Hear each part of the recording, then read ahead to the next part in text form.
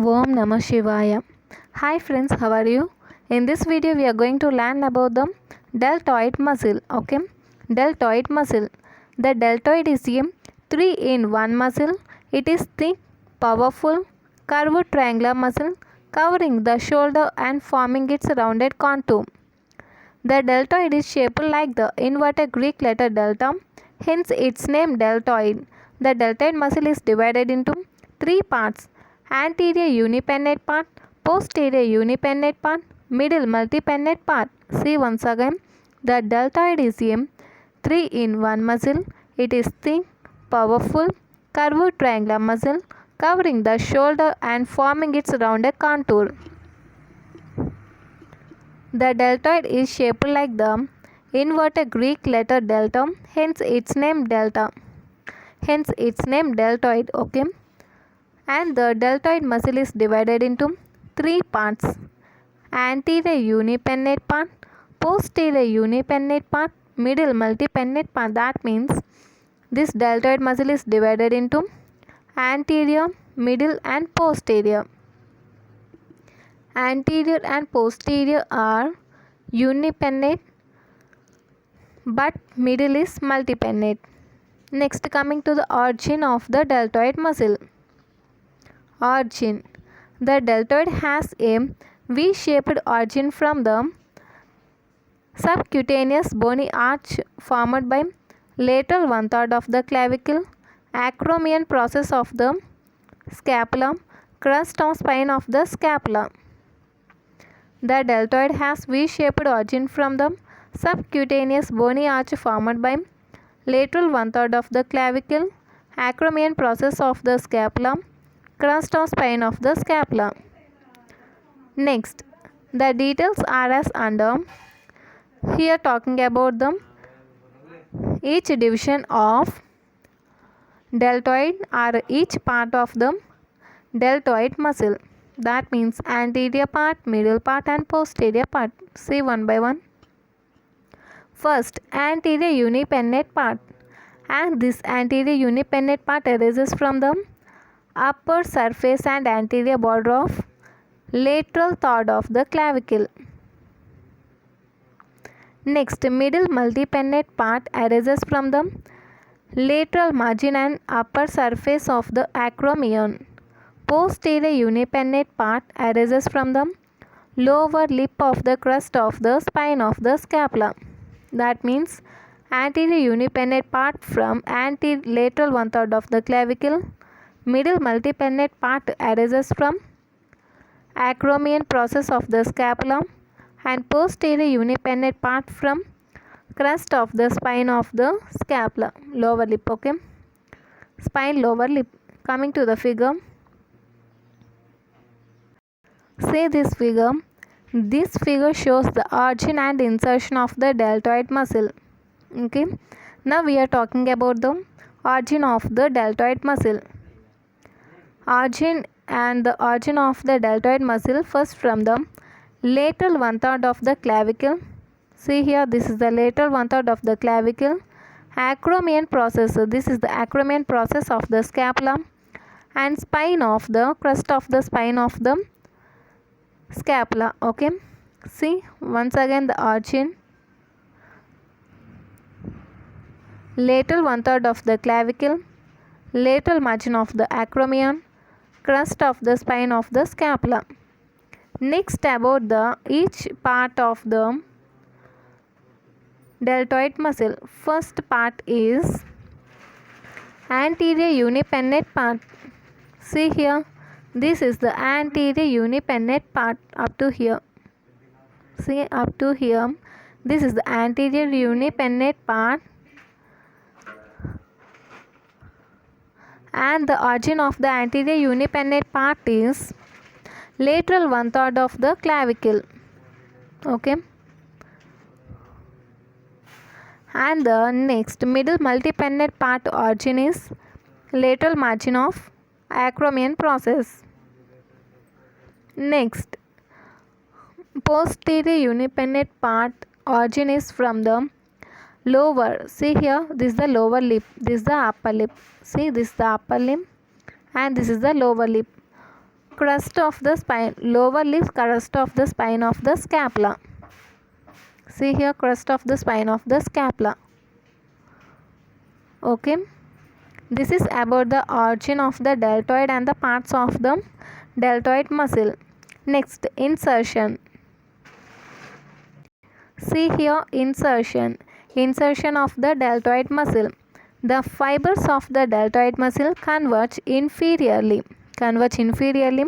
to form a short thick tendon which is inserted on the V-shaped deltoid tuberosity on the lateral aspect of mid shaft of the humerus.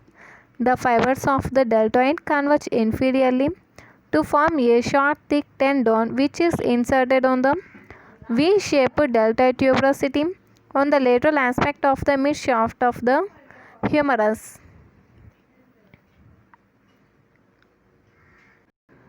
See this figure, this is the deltoid muscle, okay, and these fibers of the deltoid muscle converge inferiorly.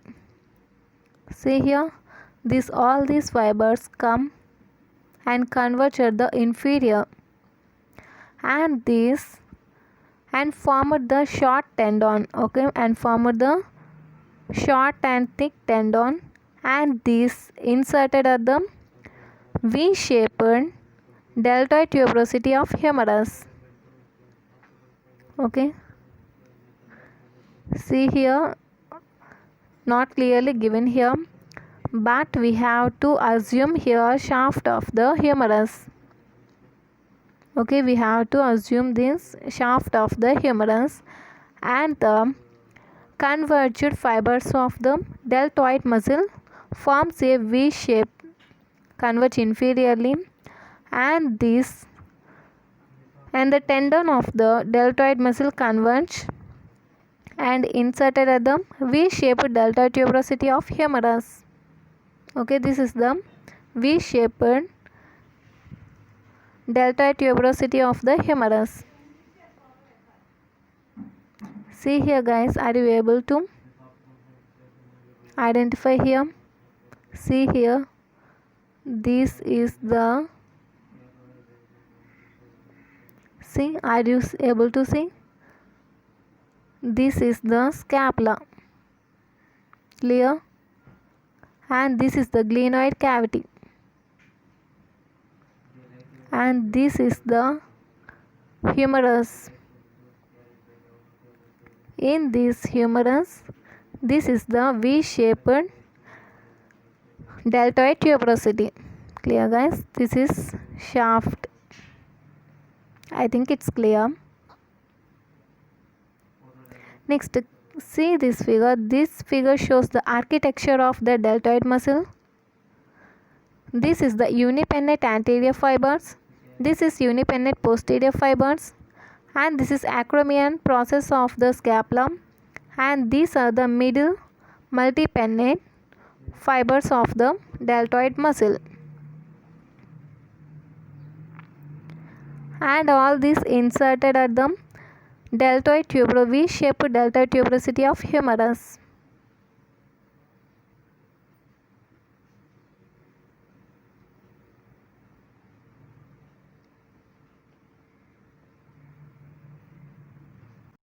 And a note is given here. The fibers of multipennate middle part arises from the four septa that are attached above to the acromion, and these fibers converge on the three septa of insertion which are attached to the deltoid tuberosity. Due to multipennate arrangement, the middle acromial part of the deltoid is the strongest part. See this figure, and the fibers of the multipennate, this is the multipennate fibers of the deltoid muscle, and these fibers of the multipennate deltoid muscles arises from the four septa, first, second, third and fourth. Okay, and arises from the four septa, and these converge on are insertion into the three septa, intramuscular septum of insertion. Okay, these are the insertion septa converge to 3 septum and these inserted into the deltoid tuberosity of humerus.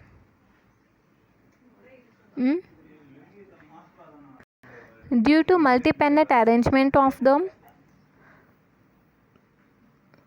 middle fibers, this is the strongest fibers of the due to multipennate arrangement, middle acromial fibers is the strongest of the deltoid muscle. This is the strongest part due to multipennate arrangement. Next, now supply of the deltoid muscle. The deltoid is supplied by the axillary nerve C5 and C6. Now supply of the deltoid muscle is supplied by the axillary nerve C5 and C6. Next, actions of the deltoid muscle. The anterior we call clavicular fibers are flexors and medial rotators of the arm. Posterior, that means spinous fibers, are the extensors and lateral rotators of the arm. The medial acromial fibers are the strong abductors of arm from 15 to 90 degrees. Next, middle acromial fibers can't abduct the arm from 0 to 15 degrees when the arm is by the side of the body because its vertical pull corresponds to the long axis of the arm. Next, coming to the note, the deltoid muscle is like three muscles in one. The anterior fibers flex the arm, the lateral fibers abduct the arm, and posterior fibers extend the arm. Next, clinical testing of the deltoid muscle. The deltoid can be easily seen and felt to contract when the arm is abducted against the resistance. Clinical testing. The deltoid can be easily seen and felt to contract when the arm is abducted against the resistance.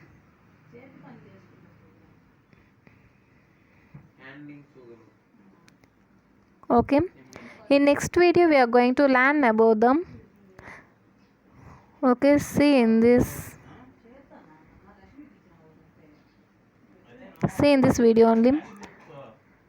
Structures under cover of the deltoid. What are the bones?